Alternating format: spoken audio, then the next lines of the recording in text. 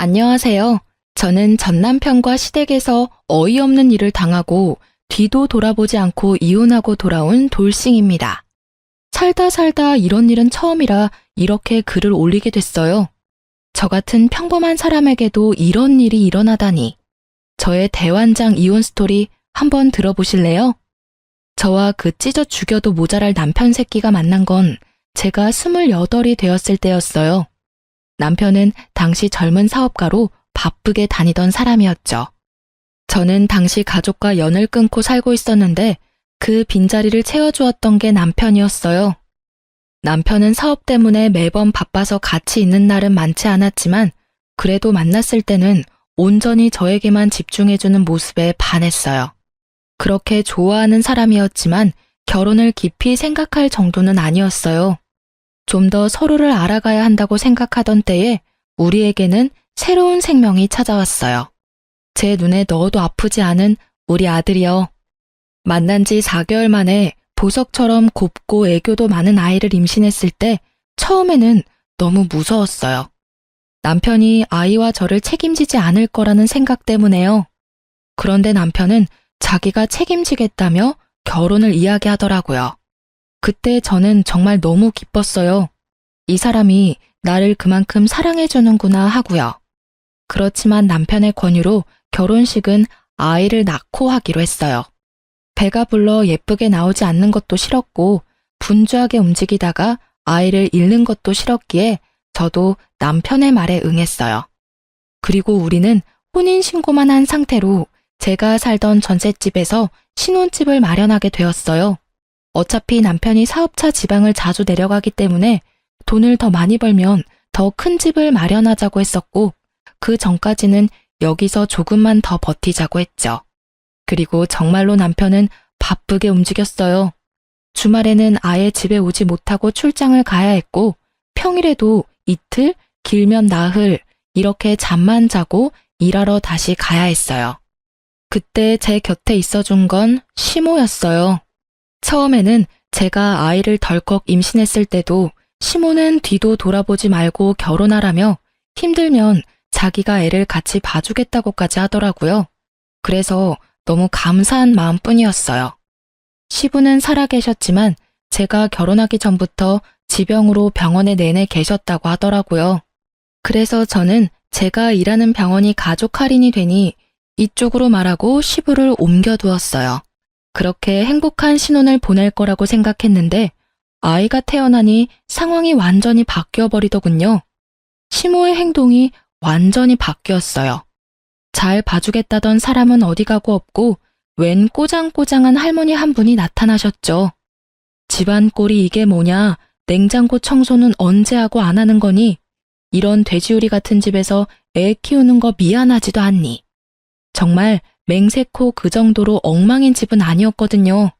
저도 출산이 처음인데 어떻게 처음부터 모든 걸 잘하겠어요? 게다가 몸 상태도 여전히 안 좋은데 말이죠. 저 딴에는 치운다고 치웠지만 애 짐은 늘어나고 치울 여력은 사라지더라고요. 그래도 매일 청소기 밀고 걸레로 닦는 일은 게을리하지 않았어요. 그런데도 저런 식으로 이야기를 듣는 게 너무 짜증나더라고요. 근데 그건 차라리 나아요. 제일 문제는 시모 집이 저희 집 근처라 시도 때도 없이 말도 없이 벌컥벌컥 집에 들어온다는 거였어요. 그리고는 별로 할 일도 없으면서 집에 가시지도 않고 저희 집에 죽치고 앉아 계셨죠. 그리고 이상하게도 제가 나갈 때는 엄청 예민하게 구셔서 감시받고 있다는 생각이 들 정도였다니까요. 그래서 스트레스를 왕창 받고 있는 와중에 남편이 집에 오자 제가 먼저 제안을 했어요. 오빠, 우리 집 이사할까? 지방에 자주 가니까 지방에 자리 잡자. 난 멀리 가는 거 완전 괜찮아. 솔직히 과부 생활하는 거 너무 싫어. 우리 신혼이잖아. 뭐? 갑자기 무슨 이사야. 내가 말했잖아. 우리 사업하는데 빚이 많아서 조금만 더 참자고. 그럼 난 언제까지 이렇게 살아야 하는데? 일단 지금은 그렇게 바쁘지 않으니까 당분간은 여기서 지낼 수 있을 거야. 주말은 여전히 바쁘지만 평일은 집에 무조건 돌아올게. 정말? 저는 듣던 중 반가운 소리로 기뻐서 활짝 웃었어요. 이제야 저도 부부답게 지내보겠다 싶었는데 그날 저녁에 그 일이 터졌죠. 갑자기 걸려온 오래된 친구의 전화였어요. 웬일이야? 요새 소개팅으로 많이 바쁘다면서? 야, 지금 그게 중요한 게 아니야. 너 지금 남편 어딨어? 응? 오늘 친구 만나러 나간다고 나갔는데 갑자기 왜? 나 지금 데이트 어플로 남자 만나러 나왔는데 네 남편 같은 사람이 여기 있어. 서로 보정을 너무 많이 했는지 사진으로는 네 남편인지 몰랐는데 지금 실물로 보니까 네 남편이랑 똑같잖아. 그래서 놀라서 전화했어. 너 잠깐 남편한테 전화해서 확인해봐봐. 저는 그 이야기에 너무 놀라 친구의 전화를 끊고 남편에게 전화를 걸었어요. 그런데 전화를 안 받더군요. 그래서 한 번 더 전화를 했어요. 이번에는 전화가 끊어졌어요. 남편이 전화를 안 받을 것 같아서 저는 친구에게 다시 전화를 했어요. 방금 폰 보더니 바로 끊던데? 너 전화했었어? 친구의 그 말에 저는 남편이 맞았다는 걸 확인했죠. 친구에게 영상통화를 다시 걸었고 남편이 있는 곳을 비춰달라고 했어요. 오늘 남편이 입고 간 옷 그대로더라고요. 저는 배신감과 수치스러움으로 화가 나 미치겠더라고요.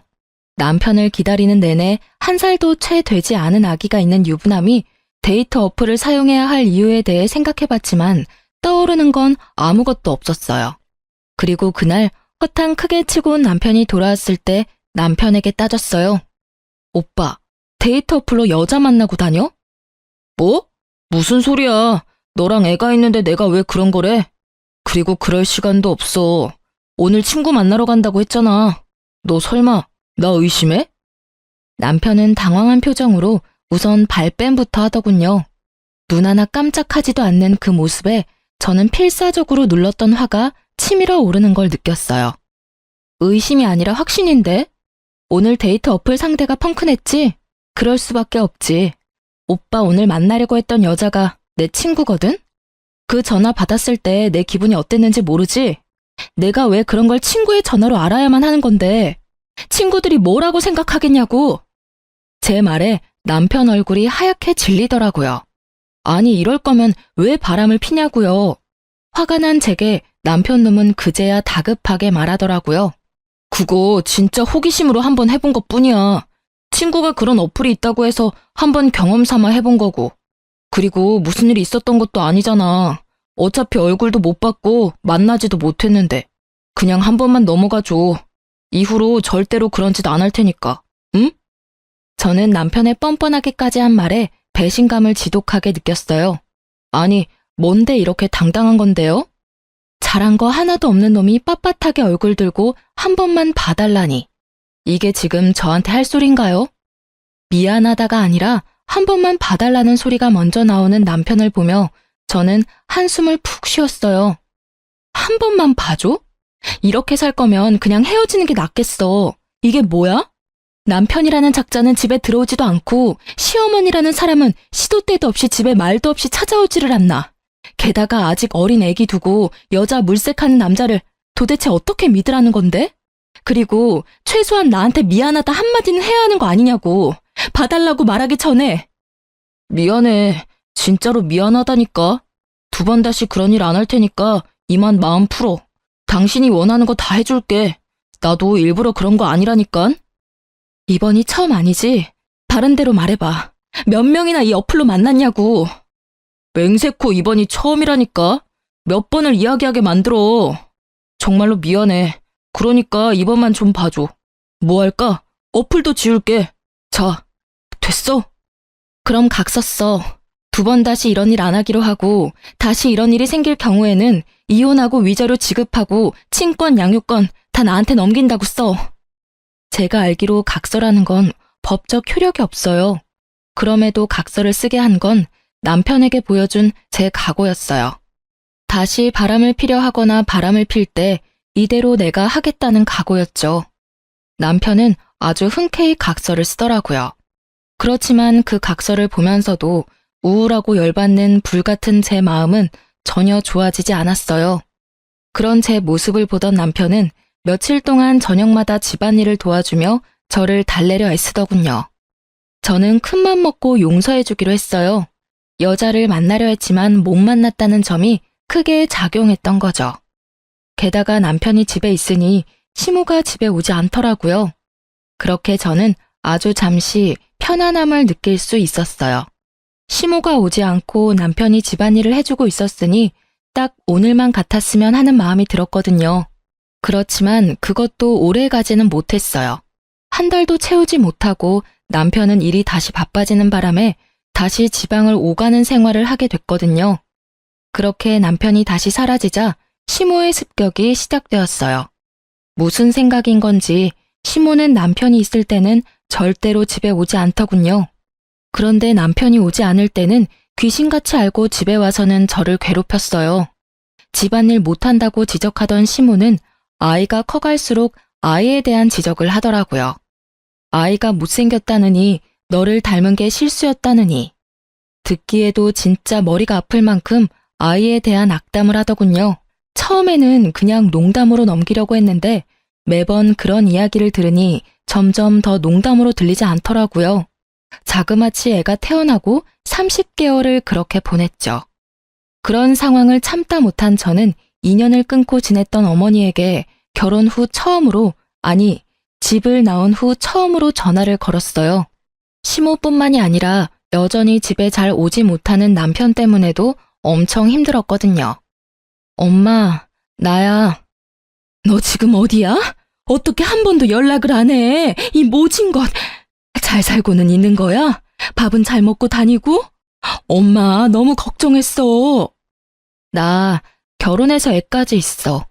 엄마한테 전화하고 싶었는데 혼전 임신이라 엄마하고 틀어질까봐 걱정돼서 연락도 못했어. 뭐? 애가 있어? 결혼까지 했다고?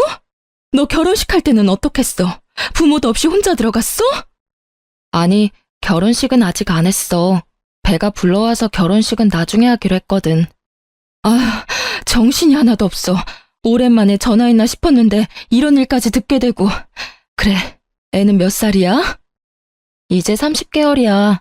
아들인데 귀엽고 애교도 많아. 듣기만 해도 좋네. 내일이라도 집에 와. 반찬 해놓을 테니까 반찬 가지고 가고. 애 얼굴도 한번 보자. 연락 안 되는 동안 손주가 생겼다니 신기하기도 하고 놀랍기도 하고. 그렇게 전화를 끊고 다음날 꼭두 새벽부터 저희 친정을 찾아갔어요. 몇 년을 오지 않았음에도 제 방은 그대로더군요. 주말이라 아버지도 집에 있더라고요. 오랜만에 보는 아버지는 많이 늙었더라고요. 이놈아, 이렇게 힘들게 살 거면 그냥 집에 있지 그랬어. 우리 몰래 애까지 낳고. 그렇게 아버지와 마음을 터놓게 된 우리 가족은 그간 밀린 이야기를 했어요. 그리고 가장 중요한 남편에 대한 이야기도 했죠. 그런데 남편에 대한 신상을 들을 때마다 아버지 표정이 영 좋지 않더라고요. 근데 네 신랑이라는 사람 사진이 있냐? 아빠 얼굴 좀 보여줘봐. 어떻게 생겼는지 얼굴 좀 보자. 저는 아무 생각 없이 폰 사진을 몇 개 보여줬어요. 아무리 생각해도 닮았는데. 뭘 닮아? 아, 애기랑은 많이 닮았지. 아빤데. 아니, 애 말고 우리 회사 직원 말이야. 나이도 이름도 똑같은데 사업한다고? 아무리 봐도 우리 부서 직원이랑 똑같단 말이지. 아니겠지. 잘못 본 거 아니야? 남편 사업하느라 매번 바쁘다는데. 게다가 지방을 자주 다녀서 집에도 많이 못 오고. 저는 별거 아니라는 생각에 그렇게 말했는데 아버지는 생각보다 심각하더라고요. 근데 너무 이상하잖아. 이름이랑 나이도 똑같고 얼굴도 똑같은 사람이야. 근데 그 직원은 결혼했다고 한 적 없거든. 아빠가 너무 의아해서 그러지. 아버지의 그 말에 저는 당황스러웠어요. 아버지가 거짓말을 할 이유도 없고 거짓말을 할 사람도 아니었으니까요. 게다가 이름에다 나이, 얼굴까지 똑같은 사람이 이 세상에 몇 명이나 되겠어요? 저는 걱정이 되기 시작했어요. 만약 제 남편이 아버지가 아는 사람이 맞다면 그는 제게 직업도 속이고 싱글인 척 돌아다닌다는 것이잖아요. 남편이 데이트 어플을 사용했던 전적이 있었기에 저도 마음 편히 있을 수는 없었어요. 그래서 엄마에게 반찬을 받아 집에 돌아오면서 곰곰이 생각했어요. 저는 친구에게 주변에 돈 필요한 사람 있으면 소개시켜달라고 했어요. 아는 사람에게 부탁하려니 너무 부끄러웠거든요. 소개받은 사람에게 돈을 주고 남편의 사진을 보여주며 이 사람을 미행해달라고 했어요. 어딜 가는지 뭘 하는지도 알아봐달라고 했죠. 저는 남편 출근 시간에 맞춰 그 사람을 불렀어요. 그리고 시간마다 사진이 메시지로 제게 도착했어요. 남편은 저희 집에서 나와 정말로 아버지의 직장으로 가더군요. 아버지가 다니는 회사 이름을 보고 있으니 손발이 벌벌 떨리더라고요. 진짜로 아버지 말대로 사업가가 아닌 직장인이었던 남편이 왜 저를 속였는지 그 속내가 궁금해졌어요. 이 사진만으로도 분노할 만한데 그 뒤의 사진은 아주 가관도 아니었어요. 제가 모르는 어떤 아파트로 들어가는데 거긴 지금 제가 사는 집 근처였거든요. 남편 놈이 그 아파트에 들어가는 사진까지 보고 난 뒤 제가 직접 알아보기로 했어요. 아이를 친정엄마에게 맡겨놓고 새벽부터 그 아파트로 가서 남편의 차 번호를 찾았죠. 그리고 근처에서 몰래 기다렸어요. 그날은 주말이었는데 차를 타러 나오는 남편이 보이더라고요. 사진 속 여성과 아이, 그리고 시모까지 모두 나왔어요. 시모가 이 여성과 아이를 알고 있었다는 거잖아요. 남편의 팔짱을 끼고 유모차를 밀고 있는 남편 놈을 보니 배알이 뒤틀려 지금이라도 당장 뛰어나가서 머리채를 쥐어뜯고 싶더군요. 하지만 참았어요. 나와 만날 때부터 아니면 혹시라도 그 전부터 만났을지도 모를 상간녀를 보니 속이 안 좋았어요. 게다가 저희 아이보다 아주 조금 어려 보이는 아이. 제가 임신했을 때 저 여자도 임신을 했었다는 이야기잖아요. 너무 더러운 기분에 저는 더 이상 그 사람들을 쫓아갈 생각도 들지 않았어요. 집에 돌아와 남편을 기다리며 왜 굳이 남편이 나와 결혼을 했을까 고민해봤어요. 솔직히 우리 부부 사는 게 보통 부부처럼은 절대 보이지 않잖아요. 주말은 오지 않고 평일에도 이틀, 나흘? 이럴 거면 저랑 왜 흔쾌히 결혼을 했냐 이거죠. 그런데 짐작 가는 구석이 딱 하나 있긴 했어요. 결혼하면서 남편이 제게 그랬거든요. 우리 결혼하면 아버지 혹시 당신 직장에 모셔줄 수 있어? 아버지 병원비가 생각보다 많이 나와서 걱정이거든. 지병이 있으셔서 병원에 입원하셔야 하는데 병원비가 어마어마하더라고. 아버님이 병원에 계시다고? 요양병원이면 비용이 꽤 나올 텐데. 수급자가 아니시면 아무래도 부담이 되지. 비급여가 많으니까 그럼 우리 병원으로 모시자. 직원 할인 있으니까 조금 도움은 되겠지. 그리고 무슨 일 있으면 연락하기도 쉽고 말이야. 그 말에 시부를 저희 병원으로 옮기고 제가 보호자로 지내며 필요한 걸 넣어드리거나 굳은 일을 도맡고 있었거든요. 일단 같은 건물에 있으니 제가 하기 쉬웠으니까요. 그리고 시모도 결혼할 때 꼭 부탁하더라고요. 그런데 옮기고 나니 정작 아무도 찾아와 보지는 않았어요. 그렇게 지극정성으로 모시는 척 하더니 제게 맡겨두고는 아예 발길을 뚝 끊었죠. 가만 보니 이것들이 입원비 할인받고 그 김에 귀찮은 짐 떠넘기려고 저와 결혼을 하려고 한 것 같았어요. 얼굴도 보지 못한 여자가 임신을 했다는 이유만으로 결혼을 허락한 시모의 속내도 마찬가지였던 것 같았어요. 그런 인간들 손에 노란한 내가 너무 바보 같고 원망스러워서 아무 일도 손에 잡히지 않고 시간만 흘렀어요. 그리고 월요일 저녁이 되자 남편이 집에 돌아왔더라고요. 저는 남편이 거실 소파에 앉자마자 폰으로 사진을 보여줬어요. 이거 뭐야? 그게 뭔데? 사진을 흘깃 보던 남편은 표정이 싹 바뀌더라고요. 뭔지 알아챈 거죠. 내가 사진 하나를 받았는데 사업하느라 바빠서 집에 못 온다고? 개집질하느라 집에 못 오는 거였겠지. 어이가 없어서 애까지 만들었어? 딱 봐도 우리 애랑 얼마 차이 안 나 보이는 애를 언제부터 이 상간녀랑 두 집 살림했는지 빨리 불어. 저의 추궁에 남편 놈의 반응은 상식적이지 않았어요. 아니, 방귀 낀 놈이 성낸다고 딱 그 꼴이었죠. 도리어 저한테 화를 냈으니 말이에요. 당신 스토커야? 왜 남의 뒤를 캐고 지랄이야? 내가 밖에서 뭘 하고 다니든 네가 무슨 상관인데? 버럭 화를 내는 남편을 보니 정말 부글거렸어요. 이 새끼는 왜 화를 내는 거죠? 화를 내려면 내가 내야 하잖아요.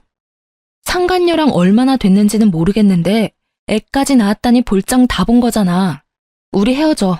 그리고 시아버지도 다른 병원으로 보내줘. 헤어지고 나면 남이니 병원비 내가 도와줄 필요도 없잖아. 그렇지? 역시 시부 이름이 정답이었는지 남편 놈이 갑자기 당황하더군요. 잠깐, 급하게 굴지 마. 내가 화낸 건 당신이 내 뒤를 캐서야. 물론 바람핀 건 내 잘못이지. 그러니까 내가 그쪽 여자 정리할게. 어차피 호적이고 뭐고 올라가 있지도 않아. 나 법적으로 깨끗한 사람이라고. 그러니까 일단 진정하고 우리 앞으로 어떻게 할지 생각해보자. 남편 놈은 그쪽을 정리하겠다는 말을 불쑥 꺼내더라고요. 저는 더 어이가 없었어요.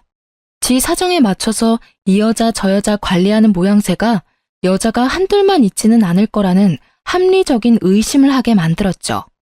분명히 다른 여자도 있겠지 하는 생각이 강하게 머리를 강타했어요. 저는 남편에게 강하게 말했어요. 법적으로는 깨끗하겠지. 그런데 내 마음이 깨끗하지가 않아.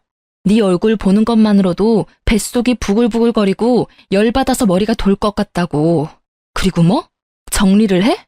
어떻게 정리할 건데? 내가 데이트 어플 같은 거 할 때부터 알아봤어야 했어. 그때 끝장 봤으면 이 꼴 안 보고 사는 건데. 여기 내 집이고 어차피 오빠 짐도 얼마 없어. 그러니까 내가 앞으로 어떻게 할 건지 결정하기 전까지는 이 집에 발도 디딜 생각하지 마. 냉정하게 생각해. 이런 일로 당신 진짜 혼자 살 거야? 애도 어리고 싱글맘이 얼마나 힘든지 당신이 몰라서 그러나 본데. 지금까지도 충분히 싱글맘처럼 살고 있었어. 아니, 그보다 더 심하지. 싱글맘은 아들 외도 눈 감아주는 시어머니는 없을 거 아냐. 어쩐지 나를 감시하는 것 같더라니. 내가 그 여자랑 만날까봐 둘이서 연락 주고 받았던 거지. 아주 가족들이 다 짜고 나를 속였어. 그런 거 아니야. 너무 비약해서 생각하지 말고 일단은 내가 본가로 갈 테니까 당신도 좀 진정하고 생각 다시 해봐. 그리고 당신만 용서해주면 그쪽은 싹 다 정리할게. 남편은 그렇게 말하고 나갔어요. 시댁에 간다길래 1시간 뒤쯤 시댁에 전화해봤어요. 역시나 시댁에서는 남편 행적조차 모르더군요. 어디로 간 건지는 말 안 해도 알겠더라고요. 뭐 또 어디 여자나 잡으러 갔겠죠. 결국 저는 이혼을 결심했어요. 이혼을 통보하기 전에 상간녀부터 찾아가기로 했어요. 꼴도 보기 싫은 여자였지만 남편이 그 여자와 인연을 끊겠다 했으니 확인은 하러 가봐야 하잖아요. 그리고 간 김에 상황이 어떻게 돌아가는지 확인도 하고 싶었어요. 상간녀 집에서 그녀가 나올 때 저는 그 앞에 섰어요. 나 알죠? 상간녀는 제 물음에 답도 없이 폰부터 꺼내 전화를 하려고 하더군요. 딱 봐도 남편에게 전화하려는 것처럼 보였어요. 저하고 이야기하고 나서 전화하시는 게 좋을걸요? 전 할 말 없고 이야기도 듣고 싶지 않아요. 그치만 들어야 할걸요? 그 사람이 나한테 당신 존재 들키고 뭐라고 말했는지 궁금하지 않아요? 대답이 없는 상간녀를 보니 궁금하기는 한가 보더라고요. 그 남자 유부남인 거 알고 사귀었죠? 애가 몇 개월이에요? 26개월? 25개월? 그건 뭐 하러 물어요? 우리 애가 당신 애보다 나이가 더 많거든요. 그게 뭘 뜻하는지는 알죠? 모르겠는데요. 제가 그걸 왜 알아야 하죠? 그리고 이런 식으로 함부로 남의 집 앞에 얼쩡거리면 경찰에 신고할 거예요? 신고하셔도 상관없어요. 저도 어차피 상간녀 위자료 소송하면 되니까.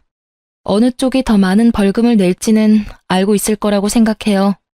그런데 그거 알아요? 당신이 애를 가졌을 때 이미 우리는 혼인신고 완료 시점이었다는 거. 완벽히 결혼 생활하고 있던 중이었어요. 그 점에 대해서 다른 할 말 있어요? 당신 유부남이랑 눈 맞은 거예요. 와이프 있는 남자 건드린 거라고. 와이프? 웃기시네. 누가 마음대로 와이프래?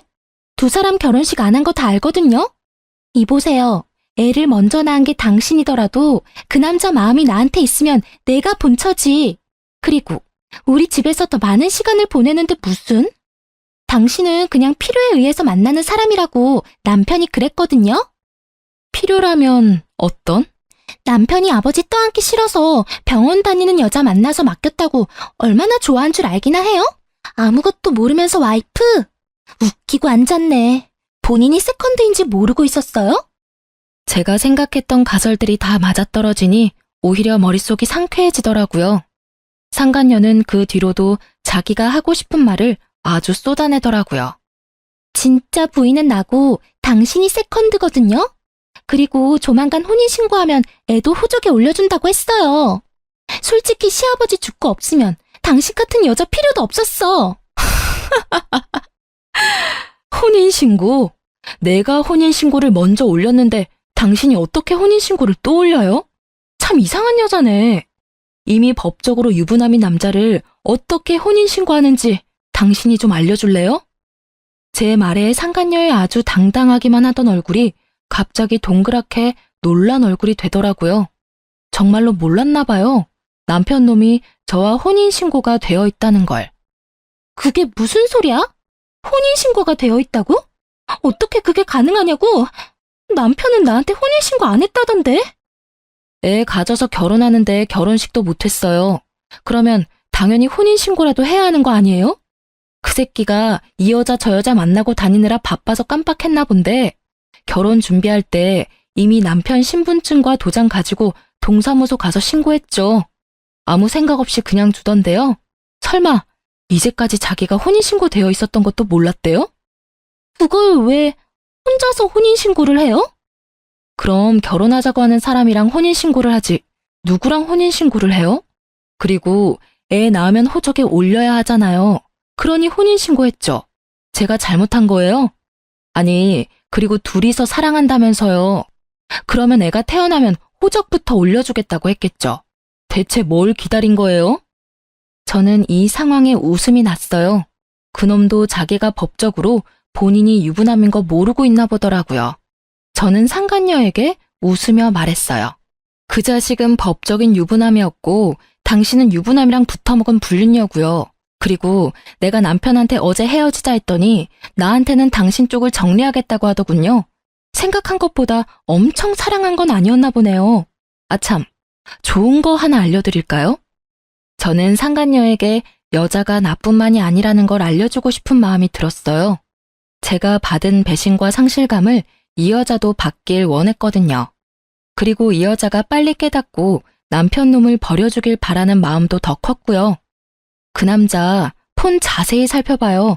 데이트 어플 있을 거예요. 우리 애 태어난 지 얼마 안 됐을 때 여자 만나려고 그 데이트 어플로 여자 찾은 게 그 남자예요. 각서 날짜가 당신이 임신 중일 때죠? 그때도 다른 여자 만나고 다닌 거예요. 이쯤 되면 그 남자가 얼마나 인간 쓰레기인지 잘 알겠죠? 상간녀의 얼굴이 하얗게 질리더군요. 그러나 그렇게 쉽게 믿고 싶지는 않았나 봐요. 그래서 저는 명확한 증거를 보여주기로 했어요. 저는 남편이 데이트 어플을 사용했을 때 작성한 각서를 상간녀에게 폰으로 보여줬어요. 날짜까지 적힌 각서는 제 아이가 태어난 지 얼마 안 돼서 작성된 거니까 적어도 이 각서를 썼을 때는 그녀가 임신 중이었거나 아이가 신생아였을 것 같았거든요. 그 데이트 어플 상대방이 제 친구여서 제가 착각할 리 없거든요. 친구한테 목록 보내달라고 하면 보내주겠죠. 그거라도 받아서 보여줘요? 아, 그리고 혹시 주말에 잠깐 저희 집 간다고 나간 적 없어요? 근데 그놈은 저희 집에 주말에 온 적이 없어요. 매번 평일에만 저희 집 왔거든요. 그럼 이 집에 오지 않은 주말에는 어디에 갔을까요? 그 이야기를 듣자마자 상간녀의 얼굴이 확 일그러지더라고요. 그 얼굴을 보니 얄궂게도 제 마음이 조금 시원해지더라고요. 결국 상간녀는 제 말이 끝나자마자 폰을 들고 남편놈에게 전화를 하더라고요. 야, 이 나쁜 놈아. 너 혼인신고까지 했으면서 뭐? 우리 애를 호적에 올려줘? 너 어디부터 어디까지가 거짓말이야? 우리 사이 이제 끝이야. 저는 그 모습을 보고 웃으며 집으로 갔어요. 이 정도로 불을 지펴놨으니 두 사람은 알아서 타오르다 꺼질 테죠. 집에 돌아오는 내내 남편놈이 전화를 하더라고요. 싹 다 무시했어요. 이제 저는 그놈한테 들을 말도 할 말도 없거든요. 그런데 그놈은 그렇지 않았나 봐요. 집에 돌아가 짐을 싸고 있는데 남편놈이 집으로 들어오더라고요. 저는 신경도 쓰지 않고 짐을 마저 챙겼어요. 남편이 제 몸을 휙 돌려 세우더라고요. 얼굴을 보니 화가 잔뜩 난 것이 제가 딱 바라던 얼굴이었어요. 바빠. 별일 아니면 나중에 전화로 해. 그게 남편한테 할 말이야? 당신이 하던 대로 했는데 뭐 문제라도 있어? 매번 바쁘다고 나중에 전화하던 사람은 당신이잖아. 아, 지금 그 말 하자는 게 아니잖아. 너 혼인신고는 언제 했어? 아니 왜 맘대로 혼인신고를 해? 그것부터 묻는 걸 보니 상간녀가 화낸 것보다도 자기가 총각이 아니라 유부남이라는 사실이 참으로 화가 났나 보더라고요. 저는 너무 웃겼지만 꾹 참고 말했죠. 아, 그것 때문에 왔어? 그럼 결혼식도 안 하고 애 낳고 사는데 혼인신고라는 확신도 없으면 나중에 내가 뭐가 되는데? 그리고 결혼하자는 말은 혼인신고 하자는 말이랑 똑같은 거 아니야? 그게 아니면 다른 생각이라도 했어? 평생을 총각으로 있고 싶었나 본데 난 그런 거 정확히 아는 타입이야. 결혼 준비하면서 당연히 혼인신고도 한 거지. 질문이 근데 너무하네. 왜? 유부남이면 안 되는 이유라도 있어? 애가 이쪽 집 저쪽 집 합쳐서 둘이나 되면서? 아, 그런 문제가 아니라고. 그럼 그 여자는 왜 찾아갔어? 나랑 해결하면 될 문제잖아. 너 스토커야? 왜 엄한 사람한테 가서 화풀이 했냐고. 나하고 싸우고 해결하면 될 일을 내가 그 여자랑 헤어져 준다고 했잖아. 내가 뭘 하든 신경 안 썼잖아. 그러니까 이번에도 신경 쓰지 마. 내가 무슨 짓을 해도 더 이상 신경 쓰지 말라고. 이혼하고 집 뺄 거거든? 그러니까 그 여자랑 잘 살아. 왜 나 때문에 그 여자랑 헤어져? 그러지 마. 그냥 둘이서 늙어 죽을 때까지 시부시모 모시고 잘 살면 되잖아. 더 이상 간섭 안 할 테니까. 아 참, 대신에 위자료는 무조건 받을 거고 아이 양육권 친권도 무조건 가져올 거니까 양육비 줄 걱정이나 하고 있어. 양육비? 나 그럴 돈 없어. 받고 싶으면 네가 알아서 받아가. 돈 한 푼도 없는 나한테 가져갈 게 있을까? 네가 알아서 잘 찾아봐. 나는 못 주니까. 배째라는 식으로 말하는 남편을 보며 저는 싱긋 웃어줬어요. 저런다고 제가 당황할 줄 알았다면 오산이죠. 그래? 오빠가 안 주면 오빠 직장에서 돈 직접 빼갈게. 걱정 마. 그거면 충분하지? 신경 쓸 일 하나도 없으니까. 뭐? 네가 내 직장을 어떻게 알아? 너 내 뒤도 캐고 다녔냐? 당황한 남편놈의 얼굴에 저는 더 크게 미소 지으며 말해줬어요. 나도 얼마 전에 아버지랑 연락돼서 알게 됐거든. 오빠가 우리 아빠 부하 직원이더라고. 아버지가 아주 자세히 알고 계시더라. 회사에서도 언제나 총각이라고 말하고 다녔다면서? 나한테 사업한다고 속이고 상간녀 집에서 먹고 자고 하니 아주 좋았지. 이렇게 들키게 될 줄 몰랐지? 설마 장인어른이 직장 상사일 줄이야. 그치? 제 말에 사색이 된 남편 새끼의 얼굴이 아주 가관이었어요.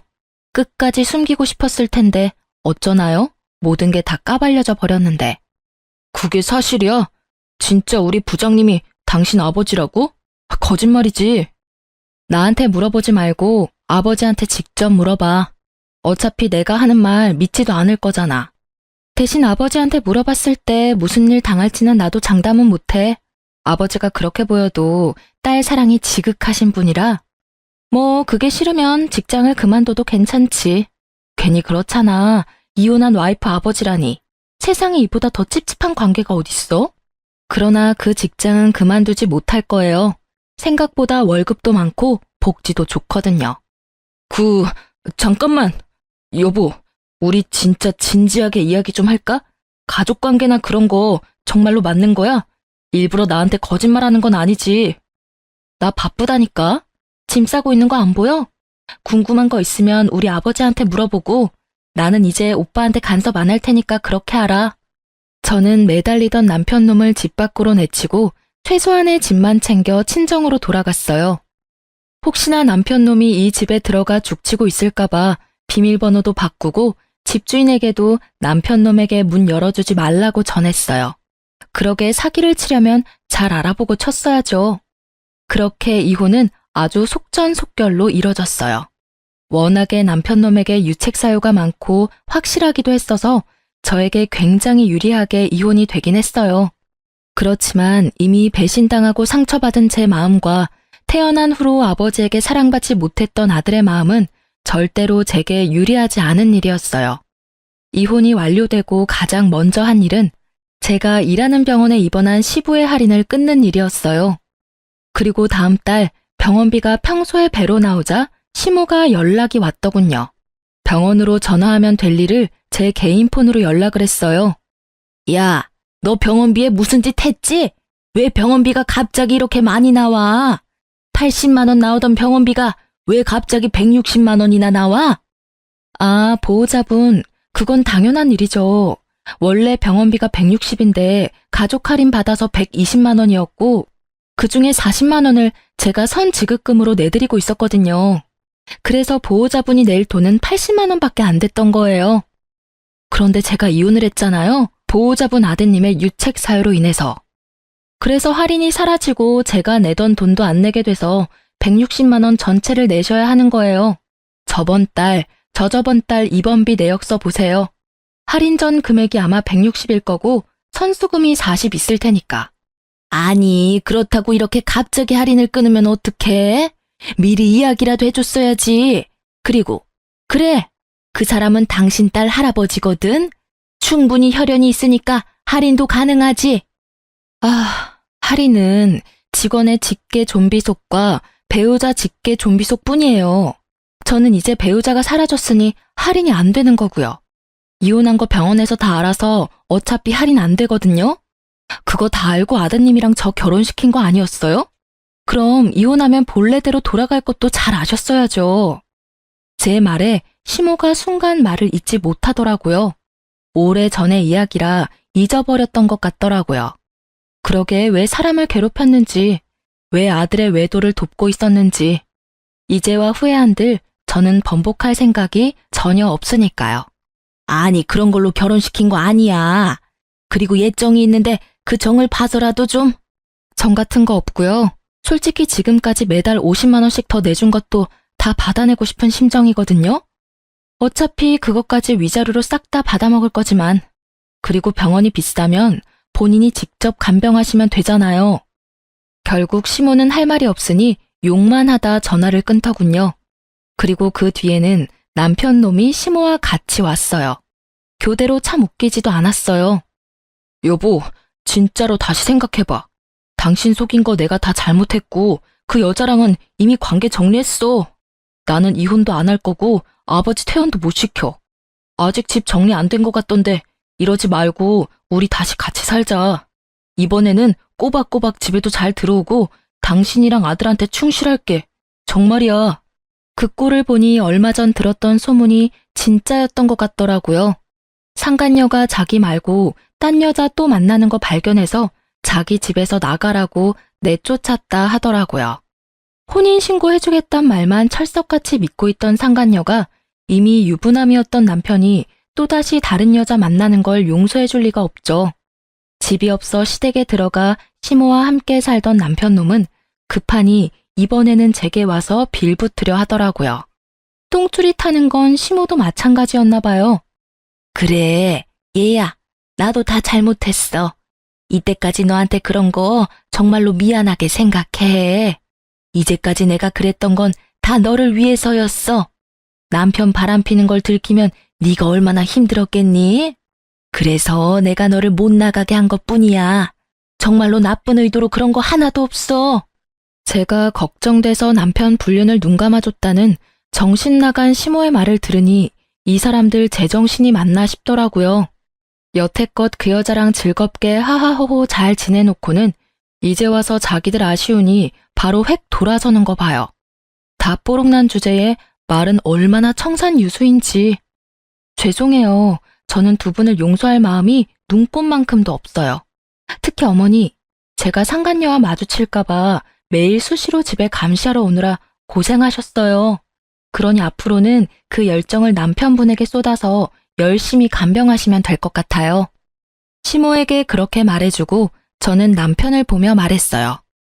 그리고 오빠도 헛소리는 그만하고 직장이나 잘 다녀.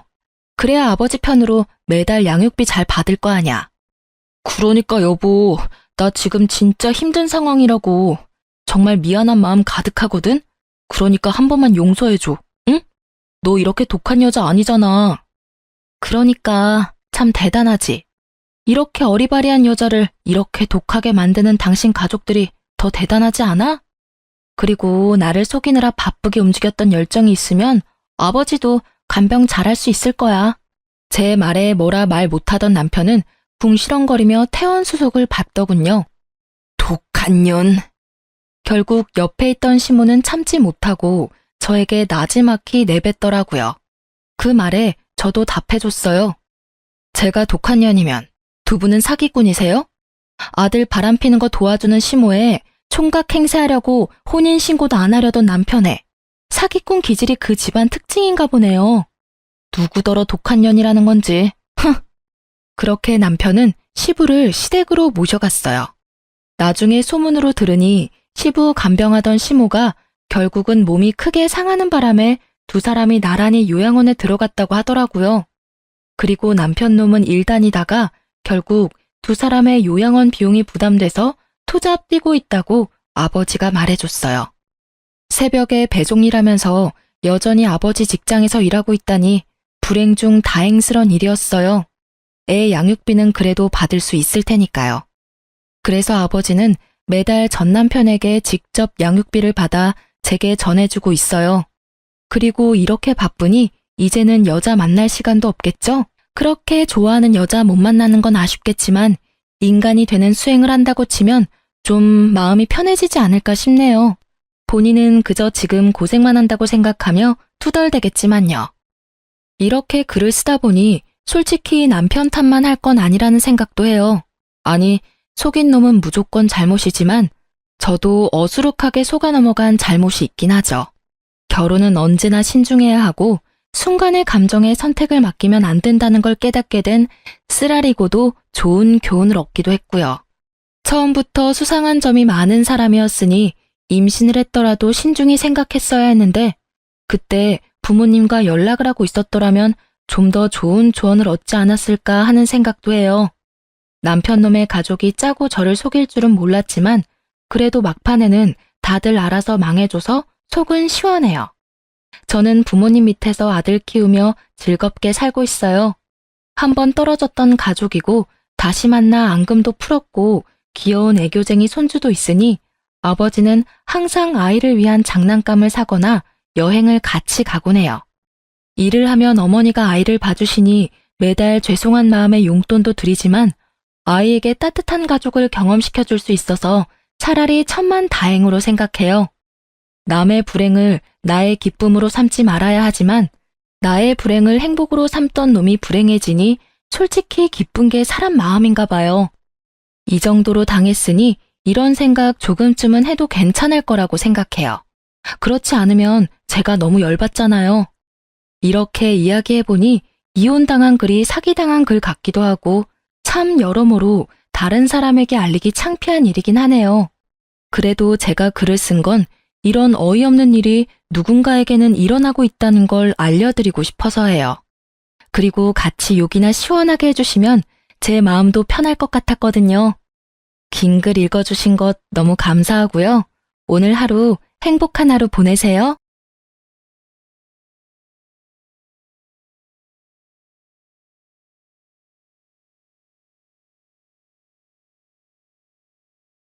안녕하세요. 저는 이제 30대 후반이 된 여성이랍니다. 저와 잠시 인연이 닿았던 어떤 사람들에 대해 오늘 이야기를 해드리려고 해요. 남편과 저는 만남이 많은 배드민턴 동호회에서 만나게 되었어요. 남편이 먼저 적극적으로 접근해왔죠. 남편은 두 형제 중 맏아들이라고 했어요. 동생은 일찍이 캐나다로 이민을 갔다고 하더군요. 저는 엄마 아빠 슬하에 단 하나밖에 없는 외동딸이었고요. 결혼할 당시 남편은 대학을 나와서 이름만 대면 알만한 회사의 사원이었고 저는 고등학교를 나와서 취직하게 된 작은 기업에 이직 없이 계속 다니고 있던 중이었어요. 남편은 반듯한 외모에 착실해 보이는 사람이었답니다.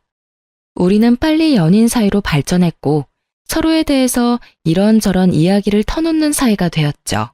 남편의 아버지는 튼실한 사업체를 운영하시는 분이었고 그리고 집도 강남에 있는 넓은 아파트에서 살고 있다고 했어요. 사실 남편의 이런 집안 사정에 대해 들었을 때 저는 어쩔 수 없이 약간 주눅이 들었어요. 왜냐하면 저는 고졸 직장인에 저희 아버지는 택시기사로 평생을 보내오신 분이었기 때문이었죠.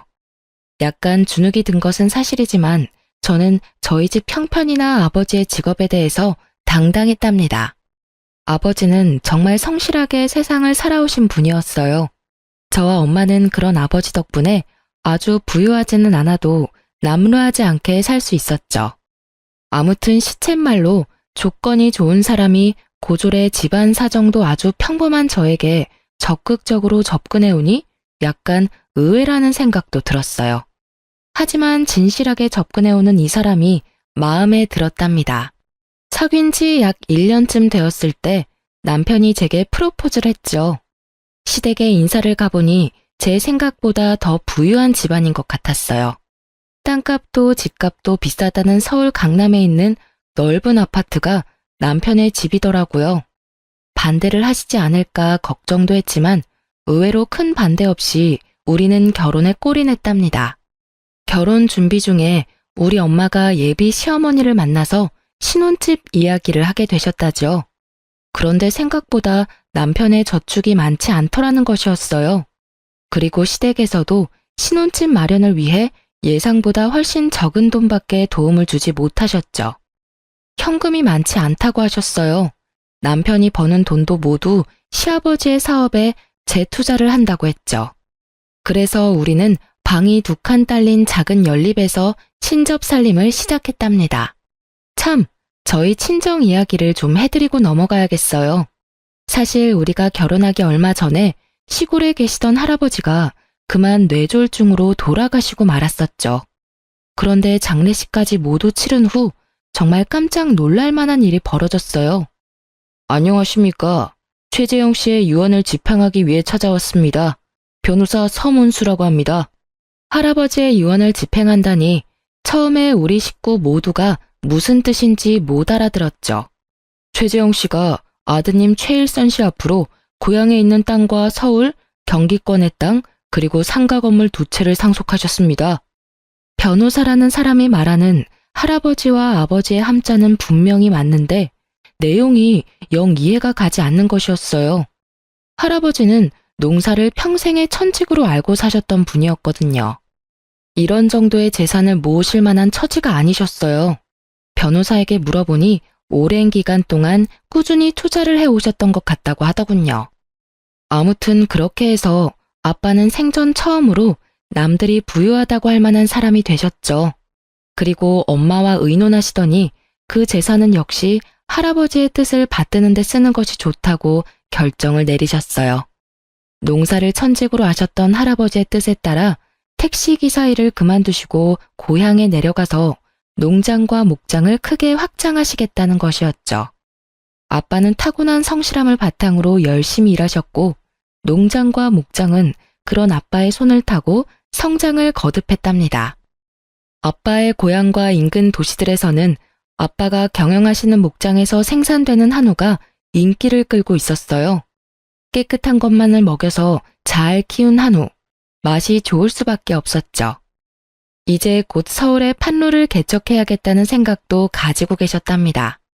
아무튼 친정에서 겪은 뜻밖의 횡재에 앞으로 가족 모두 웃는 날만 가득할 줄 알았는데 결혼한 지 얼마 안 돼서 저와 시부모 사이에 조그마한 갈등이 생기기 시작했죠. 처음 만난 시모와 시부 모두 인상이 서글하신 분들이었죠. 그래서 솔직히 결혼 전엔 이분들과의 고부 갈등은 없을 줄 알았습니다. 예, 집에 김치가 떨어졌구나. 집에 와서 김치 좀 담가 놓고 가거라. 그리고 네 아버지가 해물 넣고 부친 부추전을 아주 좋아하신다. 온 김에 그것도 좀 해놓고. 결혼하고 나서도 직장 생활을 접지 않고 있던 저였어요. 반드시 제 손을 빌리지 않아도 될 일을 가지고 시어머니가 저를 불러대기 시작한 거였죠. 나는 원래 손이 약해서 물일을 잘 못한다. 데리고 있던 아줌마가 있었는데 이제 그 아줌마도 늙었는지 영 옛날만 못해서 내보냈어. 아직 새 사람을 못 찾았다. 그동안은 네가 수고를 좀 해야겠구나. 제 직장과 시집은 그리 가까운 거리는 아니었답니다. 하지만 시어머니가 결혼 후 처음으로 제게 시키는 일이었어요. 단칼에 못 가겠다고 할 수가 없어서 바리바리 시장을 봐서 시집으로 갔죠. 정말 시어머니는 손 하나 까딱 안 하더라고요. 저 역시 엄마 슬하를 벗어난 지 얼마 되지 않은 사람이라 이런 일이 익숙하지 않은 때였어요. 시어머니에게 묻고 물어서 간신히 김치를 담그고 부추전을 부쳐놓고 집에 돌아왔답니다. 남편이 먼저 들어와 있었기에 약간 불평을 했어요. 어머니가 갑자기 집에 와서 김치 담그라고 하시고 전 부치라고 하셔서 이제 왔어. 그런 정도는 어머님이 하셔도 되는 일일 텐데. 퇴근하고 바로 오라고 하셔서 여태 앉지도 못하고 일하다 왔어. 그럴 수도 있지. 우리 엄마 원래 몸이 약해서 그런 일 잘 못해. 네가 많이 도와드려야 될 거야. 엄마가 그런 일을 많이 안 해보셨거든. 솔직히 남편한테서 얼마나 고생이 많았느냐, 힘들었겠다. 이런 대답을 기대했던 저는 실망을 할 수밖에 없었답니다. 피곤하기도 하고 해서 그날은 그냥 그렇게 넘어갔어요. 그런데 시어머니의 이런 요구는 이후에도 계속되었답니다. 심지어 시집에서 키우는 강아지를 애견 미용실에 데리고 가서 미용시켜 오라는 요구도 있었다니까요. 이번에는 시모에게 직장인인 제 상황을 다시 상기시키고 그러지 말아달라는 말을 해야겠다고 생각했죠. 시집에 가보니 어머니는 한가하게 매니큐어 칠을 하고 있더라고요. 그러니까 바쁜 일도 없으면서 직장을 다니는 저를 굳이 불러서 일을 시키는 것이었죠. 어머니, 이런 말씀 죄송해요. 하지만 저 직장인이에요. 퇴근하고 나서 바로 집에 가서 저녁 준비까지 해야 해요. 그런데 이런 일로 예고도 없이 부르시면 제가 주부로서 살림을 제대로 이끌어갈 수가 없어요. 어머니, 죄송하지만 사소한 일은 어머님께서 직접 하시고 좀 힘들다 싶은 일은 미리 좀 말씀해 주세요. 이런 저의 말을 들은 시어머니가 그야말로 불같이 화를 내는 것이었어요. 아니, 시집 온 지 얼마나 됐다고 새 며느리가 시어머니한테 말대꾸냐? 어른이 이래라 하면 다소곳이 네 하고 할 일이지. 가타부타 토를 달아? 역시 사람은 배우고 봐야 하는 일이로구나. 거기다 안 봐도 너네 집안 가정교육이 어떤 수준인지는 잘 알겠구나. 제대로 다 다시 배워야겠어. 저를 가지고 뭐라고 하는 것은 참을 수도 있었죠. 하지만 가정교육까지 들먹인다는 것은 결국 우리 부모님이 잘못했다는 말이잖아요. 제가 또 참지 못하고 시어머니에게 말했어요. 어머니, 저희 엄마 아빠 가난하게 살아오셨지만 남한테 손가락질 안 받고 사신 분들이시고 저도 자라면서 그런 부모님 밑에서 남들한테 가정교육 못 받았다는 소리 안 듣고 자랐어요. 저희 부모님에 대해서까지 말씀하시는 것은 좀 듣기 어렵네요, 어머니. 어머니가 대노하신 것은 물론이고 이 문제를 가지고 우리 부부가 대판 싸움이 붙었죠. 어디다 대고 버릇없이 시어머니 욕이야, 욕이. 너희 집안에서 너를 그렇게 가르쳤냐? 한 번만 더 우리 엄마에 대해서 험담이 나오면 그때는 내가 안 참을 줄 알아? 정말 어이가 없기도 하고 서럽기도 하더라고요. 안 참으면 도대체 어떻게 하겠다는 건가요? 그날 밤 우리는 처음으로 큰 방과 작은 방에서 따로 잤답니다. 그리고 아침에 밥도 먹지 않고 각자 출근해버렸죠. 그리고 저녁에 퇴근을 해보니 남편이 이미 퇴근해 있더라고요. 자기 벌써 퇴근한 거야? 왜 이렇게 일찍 퇴근했어? 나 그 회사 그만둬버렸어. 내 능력에 비해서 월급을 적게 주는 것도 마음에 안 들고 사실 하는 일이 그다지 적성에 맞지도 않았어. 뭐? 그렇다고 인원도 없이 회사를 그만두면 어떻게 해? 우리 집 수입이 절반으로 줄어드는 일이잖아. 적금 크게 들어놓은 것은 다 어떡하고? 남편은 이런 저의 타박에 귀찮다는 듯이 TV 볼륨을 키워버리더라고요. 사실 남편의 이런 말을 들었을 때는 좀 힘이 들어서 조퇴 정도 한 것이려니 생각을 했었죠. 그런데 다음날 아침이 되어 남편을 깨우니 짜증을 내는 것이었어요. 자기는 자는데 깨우는 것을 제일 싫어한다나요? 그러고는 정말로 출근을 안 하더라고요. 정말 황당하기 이를 데 없었죠. 결혼하고 나서 아직 첫 월급도 가져다 주기 전이었어요. 며칠을 그런 식으로 빈둥거리기에 제가 일을 찾아야 하지 않겠느냐고 잔소리를 시작했죠. 일을 찾기는 할 텐데 모바일 게임 쪽으로 좀 생각해 보려고. 그러다 보니 최신형 컴퓨터가 필요한데 말이야. 장인어른한테 컴퓨터 최신형으로 하나 사달라고 부탁 좀 드려봐.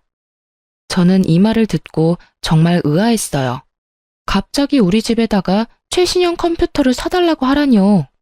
제가 당황해서 뭐라고 대답을 못하고 있자 제 취업을 위해서니까 처가에 간절하게 부탁해보라는 것이었어요. 입이 떨어지지 않았지만 결국 친정에 전화를 걸어 상황을 설명하기 시작했어요. 저희 생활비가 달린 문제라고 생각하니 별 수 없더라고요.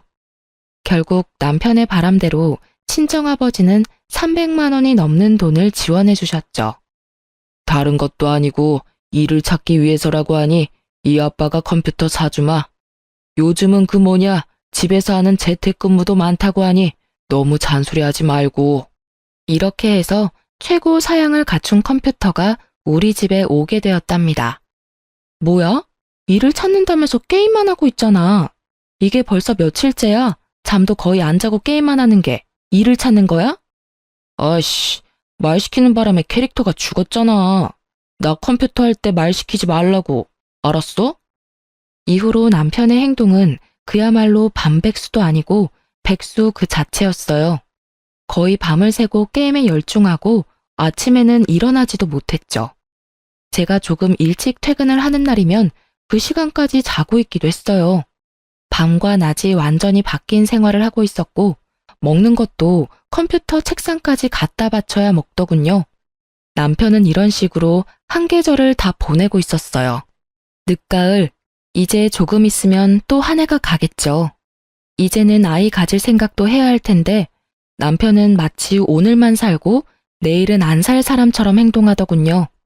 그러던 중 시집에서 또 전화가 걸려왔죠. 가뜩이나 남편 때문에 짜증이 나 있던 저는 정말 전화를 받기가 싫더라고요. 보나마나 또 뭔가 자신이 직접 할 수 있는 일을 저에게 시키려는 시어머니의 전화가 거의 틀림없었으니까요. 그치만 어른이 부르시니 시댁으로 가보았죠. 예, 이번에는 김장을 좀 많이 담가야겠다. 네 시아버지 사업 때문에 손님도 많이 오실 테고 지난 해에는 내가 친척집에서 많이 얻어다 먹어서 이번에는 좀 갚아줘야 한다. 100포기만 담가라. 어머니, 설마 김장 100포기를 저 혼자 하라는 말씀은 아니시죠? 친척분들 중에서 도와주실 분이라도 오시나요? 김장 100포기가 뭐 그리 대단한 일이라고 도와줄 사람까지 찾고 그러니? 옛날에는 200포기, 300포기도 담고 그랬다. 어른 말에 또 토달지 말고 재료 주문은 내가 다 해두었으니 오는 대로 100포기 담가 놓고 가거라.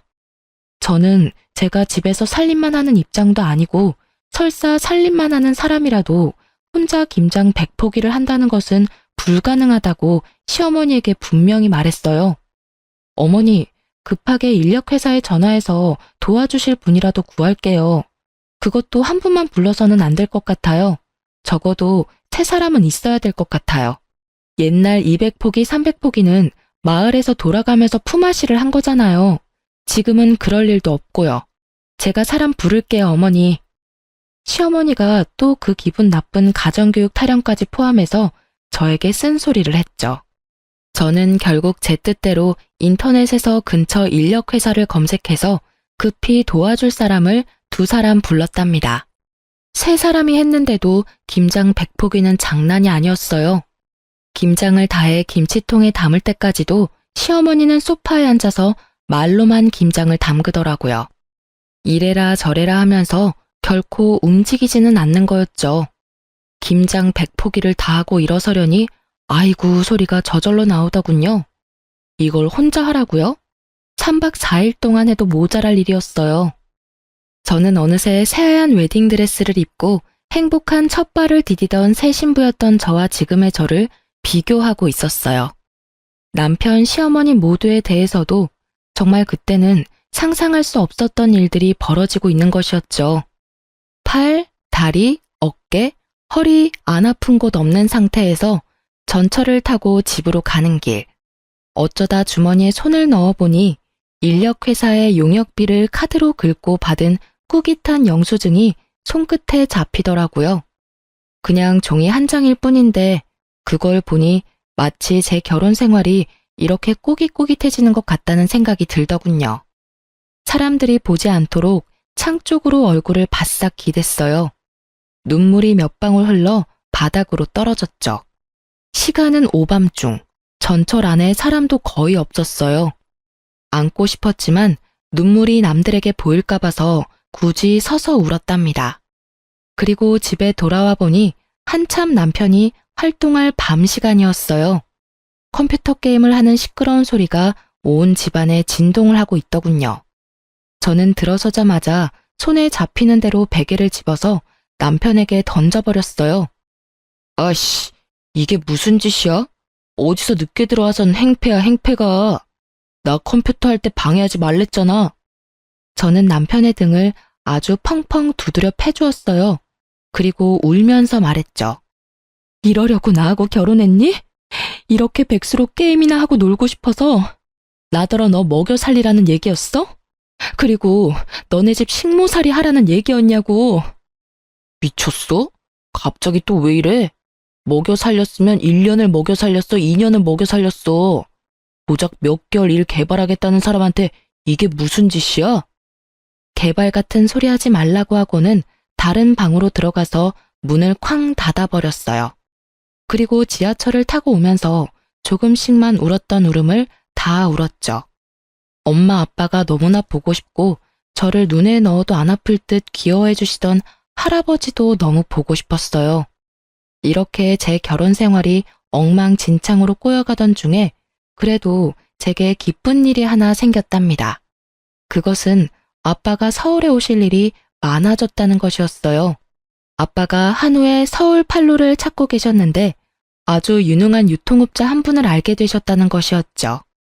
일을 시작한 지도 오래된 사람이었는데 그동안 공급을 받던 공급자와 최근에 공급 계약이 끝난 상태였대요. 이 유통업자가 고향에 직접 내려와서 생산 과정을 모두 까다롭게 체크하고 맛도 보고 가더니 아빠와 공급 계약을 맺고 싶어 한다는 것이었어요. 아빠도 물론 이 사람이 얼마나 많은 판로를 가지고 있는 사람인지 꼼꼼히 알아보셨죠. 믿어도 좋을 사람이라는 판단이 서셨던가 봐요. 그래서 이 김 사장이라는 유통업자와 아빠가 계약을 맺었고 이제 우리 한우가 본격적으로 서울로 진출을 하게 된 것이었죠. 따라서 아빠의 서울 일이 많아졌고 저는 아빠를 좀 더 자주 뵐 수 있었죠. 이 녀석아, 왜 이렇게 여유였어? 회사 다니랴 살림하랴 바빠서 그런 거냐? 그리 힘들면 회사를 그만두는 것도 생각해보려무나. 마르긴요. 요 며칠 속이 좀 안 좋아서 밥을 좀 적게 먹었더니 그렇게 보이나 봐요. 회사를 그만두긴요. 언제부터 다닌 회사인데요. 굳이 저를 보겠다고 같이 올라오신 엄마가 말씀하시더군요. 자식에 대한 부모의 마음이라는 것이 얼마나 깊고 예민한지 그 말 한마디에 눈물을 훔치고 말았습니다. 너 김서방하고 사이에 무슨 일이 있지? 아니면 아이가 들어섰던가? 내 보기엔 아이가 들어선 건 아닌 것 같고 무슨 일인지 어서 이야기해봐라. 저는 엄마의 말에도 역시 아니라고 고개를 저었지만 그러는 사이에 제 눈에 어느새 눈물이 한두 방울 고여 있었나 봐요. 그걸 엄마가 또 놓치지 않고 보신 것이었어요. 엄마가 저를 계속 다그치셨죠. 결국 눈물이 터져버렸고 그간 있었던 일들을 모두 이야기할 수밖에 없었답니다. 엄마 아빠, 나 어떡하면 좋아요? 김서방이 일할 생각을 전혀 안 해요. 게임 개발한다고 컴퓨터 사주신 걸로 그냥 게임에만 빠져 있어요. 그리고 시어머니도 애초에 생각했던 그런 분이 아니에요.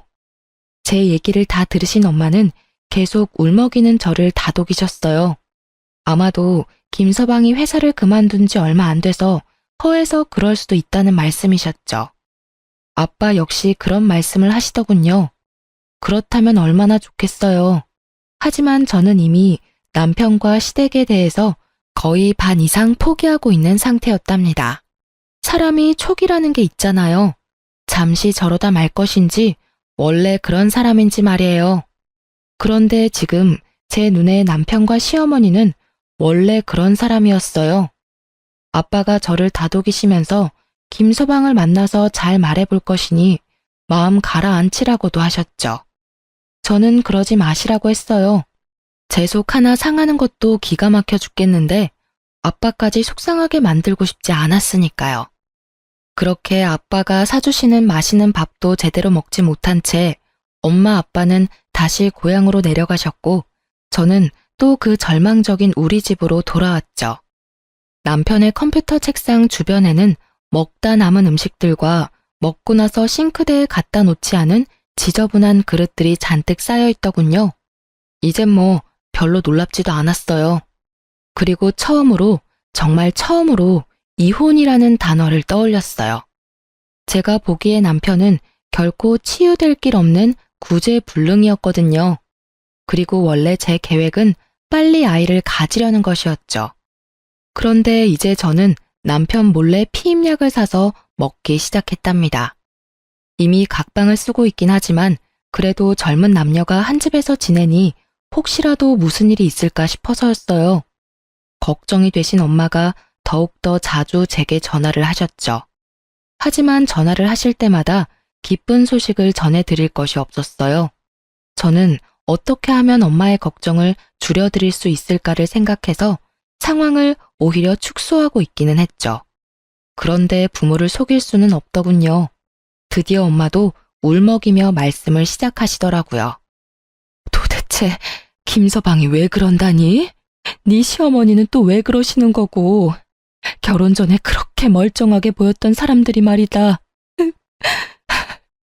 겉모습이야 지금도 너무나 멀쩡하죠. 이렇게 엄마와 제 전화는 결국 눈물로 시작해서 눈물로 끝나는 일이 점점 더 빈번해지고 있었어요. 그런데 어느 날 걸려온 엄마의 전화는 저를 더 절망적으로 만들었죠. 네 아버지와 내가 이 얘기를 너한테 해야 하나 말아야 하나 밤새 의논을 했다만 아무래도 알고 있는 것이 좋겠더구나. 김서방이 다녔다던 회사에 네 아버지가 연락도 해보았고 사람을 사서 조사를 좀 해보신 모양이다. 그런데 그런 사람은 그 회사에 없었다고 하더라는구나. 이 얘기가 마치 꿈속에서 어울렁더울렁거리는 소리처럼 들렸어요. 윙윙 귓속을 맴돌더군요. 그리고 엄마에게 처음으로 이혼하고 싶다는 말씀을 드렸어요. 엄마도 단호하게 마음을 먹었던지 이제는 울지 않으시더라고요. 그리고 아버지가 한우 공급일로 그 김 사장이라는 유통업자를 만나러 곧 서울에 가실 것이니 만나 뵙고 자세한 이야기를 들으라고 하셨죠. 아빠가 서울에 오자마자 저를 먼저 찾아주셨더라고요.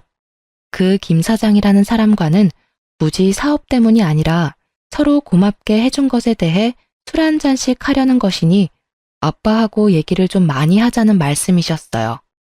아빠는 그날 유통업자 김 사장을 만나시고는 우리 집에 와서 주무셨어요. 남편의 그 꼴도 모두 보셨죠. 장인어른, 저 편의점 하나만 인수하게 해주세요. 정말 열심히 일해서 수연이 고생 안 시키겠습니다. 평상시에 일에 대한 생각이 없던 사람이 편의점을 차려주면 갑자기 일 생각이 생긴다든가? 그런 이야기는 내 생전 들어보질 못했네. 하다못해 밤에 대리운전이라도 하게. 안 사람 혼자 고생하고 있는데 왜 못한단 말인가? 자네 오토바이도 잘 탄다면서? 퀵서비스 일도 요즘은 꽤 보수를 주는 것으로 알고 있네. 아빠는 남편의 본색을 너무나 잘 꿰뚫어보고 계셨죠. 사실 아빠만큼 사람에 대한 이해가 깊은 분이 어딨겠어요. 반평생을 택시기사로 지내오신 분이었어요. 세상에 안 만나본 인간 부류가 없으시겠죠. 아마 거의 웬만한 철학자 못지 않으실걸요? 아빠가 돌아가시고 나서 남편의 표정이 아주 볼만하더군요. 아빠가 나가신 현관문을 뚫어져라 째려보고는 제가 듣고 있는데도 불구하고 자린고비 영감이라며 비난을 쏟아내기 시작했죠. 더 이상 싸우고 싶지도 않고 해서 그냥 놔두고 나와서 혼자 거리를 걸어 다녔어요. 그렇게 생각 정리한 다음 집에 들어와서 남편에게 단호하게 말했죠. 우리 이혼해. 자기하고 살고 싶은 생각이 없어. 아니, 자기라는 사람에 대한 희망이 없어. 그 어떤 기대도 없고. 이런 상태에서 결혼 생활을 지속하는 것은 자기나 나한테 도움이 안 돼. 우리 이혼하자. 남편이 갑자기 실실 웃기 시작하더라고요. 웃는 얼굴에 침 못 뱉는다는 말이 있지만 그 웃는 얼굴에는 정말 침이라도 뱉어주고 싶더군요. 감정이 앞서는 걸 간신히 참고 조용히 남편의 대답을 기다렸어요. 이혼? 내가 왜 이혼을 해? 내가 뭘 그렇게 크게 잘못했는데? 바람을 피웠어. 그렇다고 마누라를 두들겨 패기를 했어. 아니, 고작 일 몇 개월 쉬고 있다고 이혼을 하면 세상에 이혼 안 한 사람 없을걸? 나 절대 이혼 못해. 그런 와중에 시어머니가 저를 또 호출하더군요. 전화를 받아보니 이번에는 집에 손님들이 오시기로 했다며 저더러 손님 대접을 요구하기 시작했어요. 정말 가고 싶지 않았지만 강요하다시피 오라고 하는 데에는 어쩔 수가 없더군요. 남편 꼴이 보기 싫어서 아주 일찍 집에서 나왔죠. 시집의 약속 시간보다 거의 1시간이나 빨리 도착하게 되었어요. 예, 너 이 시간에 웬일이니? 너 1시간이나 더 있어야 오기로 했었잖아. 아유, 우리 나중에 얘기해요. 우리 며느리가 너무 일찍 와서 말이에요. 이걸 어쩌나? 시어머니가 마침 어떤 손님과 얘기를 나누고 있었어요. 그런데 시어머니가 눈에 띄게 그 손님을 자꾸 밖으로 밀어내려고 하는 거였어요. 아유, 왜 이렇게 사람을 밀어요? 하던 얘긴 마저 해야지. 재계약 문제 어떻게 할 건지 아직 말 안 끝냈잖아. 집 재계약할 거예요? 아니면 나갈 거예요? 이분이 이게 다 무슨 말씀일까? 재계약이라뇨? 무슨 말씀을? 집? 재계약? 그러니까 뭔가요? 이 집이 재계약의 대상이 되는 그런 집이란 말인가요? 직감적으로 저는 이 집 역시 시집의 자가가 아니라는 것을 알아챘답니다. 집주인으로 보이는 사람이 떠밀려서 문 밖으로 내쫓기다시피 나가기에 제가 얼른 그 사람을 따라 나갔어요. 시어머니가 뒤에서 발을 동동 구르고 있더라고요. 그 집주인으로 보이는 사람에게 제가 며느리라서 어차피 재계약을 하시려면 제가 보증금을 도와드려야 한다고 거짓말을 했죠. 거짓말이라는 것을 정말 안 하고 사는 사람이었는데 필요한 순간이 되니까 그것도 술술 나오더라고요. 그 사람의 말인즉 보증금 7천만 원, 월세 300만 원에 새들어 살고 있다는 것이었어요. 사실을 확인하고는 시댁으로 다시 들어갔죠. 역시 또 시아버지의 사업에 재투자를 해야 해서 집을 팔아서 이렇게 됐다며 제가 먼저 물어보지도 않았는데 술술 설명하는 것이었어요. 그놈의 재투자는 무슨 만병통치약인가요? 무슨 일이 있을 때마다 튀어나오니 말이에요. 어머니, 사시는 곳도 강남 아니면 못 사시겠던가요? 하긴 저희 집에서 농사지어 올려보내신 음식물 쓰레기 봉투에서 발견한 적도 많이 있었어요. 서울에서는 구하지도 못할 음식들이었다고요. 제가 서러워서 말씀드리지 않고 넘어갔지만요. 그랬어요. 저희 집에서 농사 지은 것들이라고 제가 시집에 가져다 주니 시어머니가 그대로 쓰레기 봉투로 직행시키더군요.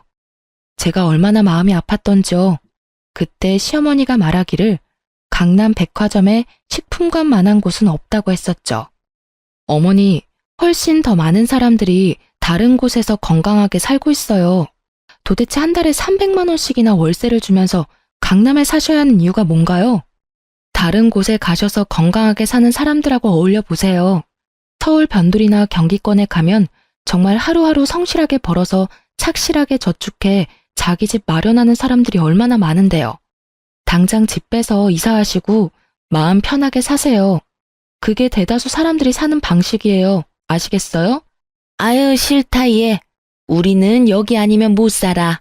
다른 데는 다 구질구질하다. 여기가 명실공히 대한민국에서 제일 살기 좋은 곳이야. 지나다니는 사람들을 봐라. 때깔이 다르지 않니? 너도 여기서 몇 개월만 살아봐. 그 촌스러운 때깔이 확 벗겨질 거다. 정말 이놈의 시집은 구제불능이었어요. 어떻게 이렇게 제대로 속아 넘어갈 수가 있었을까요? 저는 이제 바로 저라는 사람을 마음속에서 실컷 때려주고 있었답니다. 지질이 병신, 어떻게 이렇게 속아 넘어갈 수가 있어? 도대체 어떻게 그렇게 사람을 모를 수가 있어? 할 수 있는 모든 자책의 소리들이 제 마음속을 다 거쳐갔어요. 그리고 집에 들어와서는 그 사실을 알게 된 것조차 남편에게 말할 필요도 없다고 생각했고 그냥 방구석에서 옷도 갈아입지 않은 채로 구겨져 잠이 들고 말았죠.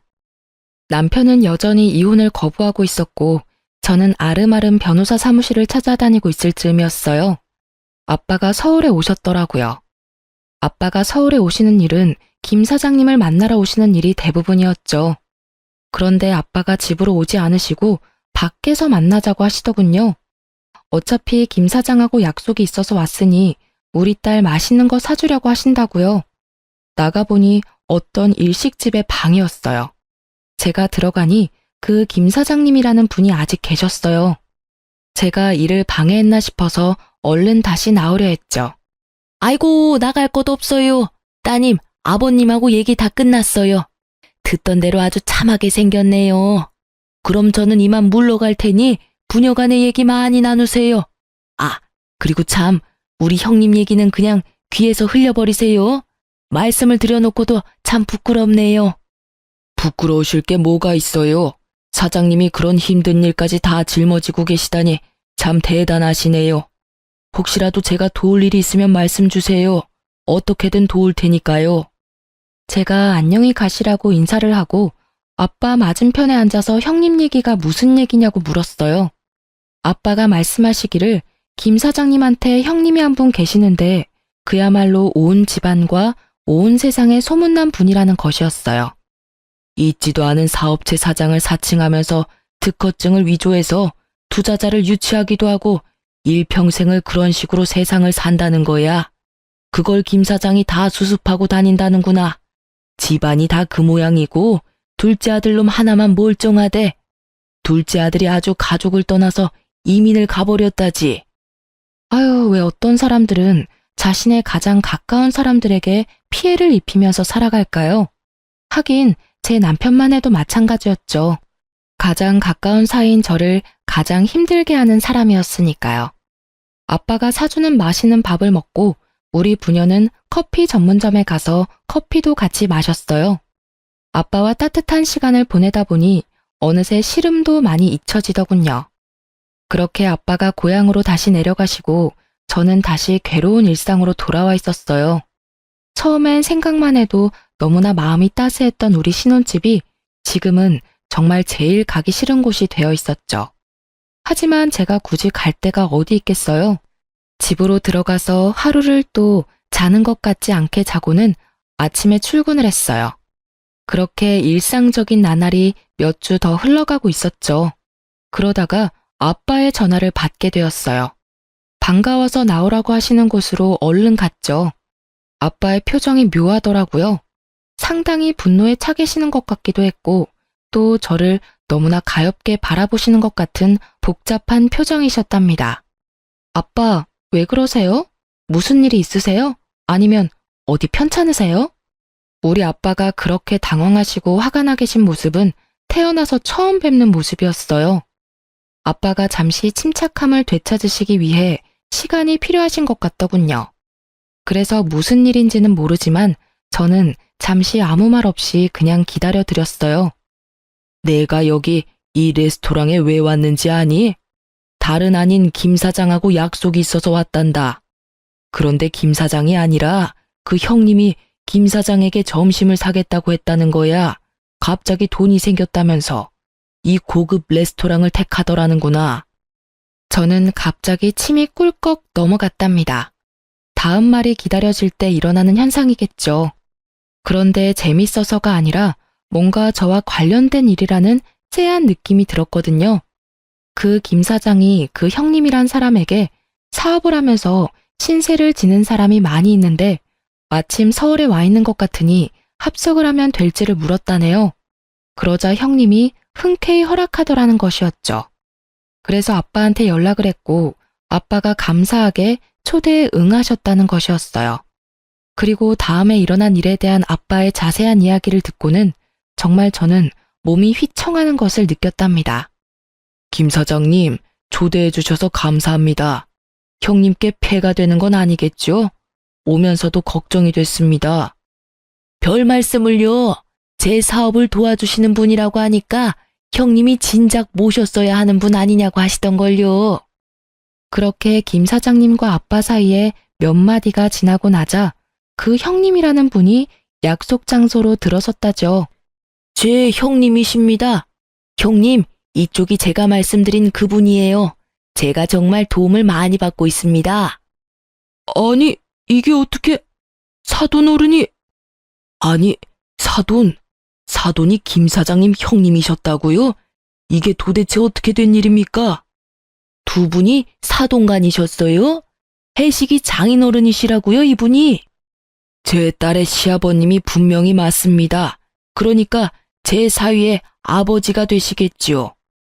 저 손님을 초대해놓고 죄송하지만 저 화장실 좀 먼저 다녀오겠습니다. 그럼 잠시만. 그렇게 그 형님 된다는 분, 아니 제 시아버지가 화장실에 간다고 나가놓고는 안 들어오더라는 것이었죠. 김 사장님이라는 분이 형님을 찾으려고 자리에서 일어섰지만 아빠가 말리셨다는 것이었죠. 아마 이미 멀리 가셨을 것이라고요. 어떻게 이런 일이 생길 수 있는지 곰곰이 생각해봤는데 김 사장님이 마침 유행성 질병에 걸려 조카의 결혼식에 참석할 수가 없었다고 말했대요. 그래서 사돈의 얼굴도 몰랐기에 이런 황당한 일이 벌어진 거죠. 더 이상 놀랄 것도 없다고 생각했었는데 아빠가 겪으셨을 그 황당함을 생각하니 눈물이 솟구치더라고요. 아빠가 저를 다독이셨지만 저는 오랫동안 눈물을 그칠 수 없었어요.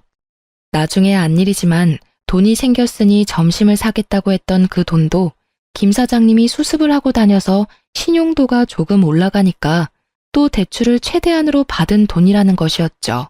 제가 진정이 좀 된 다음 아빠와 저는 어쩌면 이 사태의 마지막을 장식할 수 있을 만한 한 가지의 계획을 마련했답니다. 집에 가서 남편에게 말했지요. 아빠가 상속에 관해서 하실 말씀 있으시대. 지난번 왜 편의점 얘기도 했었잖아. 그것하고도 관련이 있는 것 같아. 집에 같이 내려오래. 그러면 그렇지. 딸 자식하고 같이 사는 사람을 이렇게 푸대접 하셔서야 쓰나. 다른 놈들은 훨씬 못한 집으로 장가를 갔어도 다들 사업 하나씩은 처가에서 차려봤더구만. 다음 날 남편과 저는 할아버지가 일구시고 지금 아빠가 관리하고 계시는 고향의 농장으로 내려갔죠. 부모님이 마루에 찻상을 준비해놓고 우리를 기다리고 계셨어요. 장인어른, 안녕하셨습니까? 이제야말로 마음을 바꾸신 거죠? 제가 절대로 수연이 고생 안 시킨다니까요. 지금까지도 실컷 고생시켰네. 더 고생시키면 안 되지. 그리고 이혼은 무슨 이혼인가? 결혼한 지 얼마나 되었다고. 어떤 애비가 딸 자식 호적에 줄 가는 걸 바라겠나? 자네, 우리 수연이 사랑하나? 남편의 표정이 싱글싱글해지고 있었어요. 어릴 때 학교에서 빵과 우유를 간식으로 나눠준 일이 있었죠. 한참 줄을 섰다가 빵을 받은 아이의 얼굴에서 순수함을 뺀 얼굴이 지금 남편의 얼굴 표정이었답니다. 그럼요, 장인어른. 제가 수연이를 안 만났으면 정말 어떻게 살았을지 모르겠습니다. 수연이가 저보다 어리지만 더 어른스럽다니까요. 수연이를 안 만났으면 굶어 죽었겠지. 그렇게도 일하는 것이 싫으니 말이야. 그리고 자네 같은 사람하고 살다 보면 철이 더 일찍 들어버려서 어른스러워지기 마련이라네. 아빠가 드디어 마지막 스트라이크 불을 던지셨죠. 나는 말일세, 이 농장하고 목장을 내 아버님의 뜻에 따라서 키워왔네. 나중에도 아버님의 뜻에 따라서 처분할 생각이야. 요즘 젊은 사람들 너무 농사를 기피하고 있어. 영농 후계자를 양성하는 기금으로 사회에 환원할 걸세. 자네가 우리 수연이를 사랑한다고 하니 여기 와서 10년만 열심히 일하게나. 그러고 나서 영농 후계자 양성 기금으로 기부하고 남는 것이 있다면 자네를 줌세. 그러니 이혼은 생각하지 말게나. 뭐라고요? 이 똥냄새 나는 데서 10년을 일하라고요? 그것도 기부하고 남은 중에서 준다고요? 지금 장난하시는 겁니까? 농담이시죠? 나순 밥 먹고 왜 쉰소리를 하겠나? 나 아침에 찬밥 안 먹고 새로 지은 밥 먹었다네.